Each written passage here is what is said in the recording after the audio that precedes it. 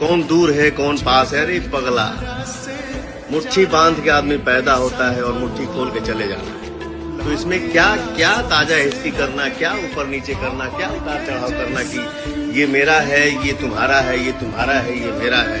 नहीं, हम सब एक हैं।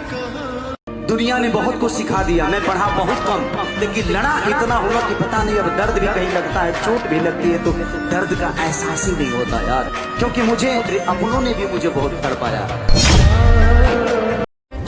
जो चीज था सो था, बट आज के डेट में मैं उस चीज के वश में नहीं, मेरे बस में हुआ। हम मर्दों को प्यार नहीं होता है, हम मर्दों को आदत लगती है। प्यार किसी से भी हो सकता है, बट आदत हर चीज की नहीं लगती है, तो आदत बुरा होता है।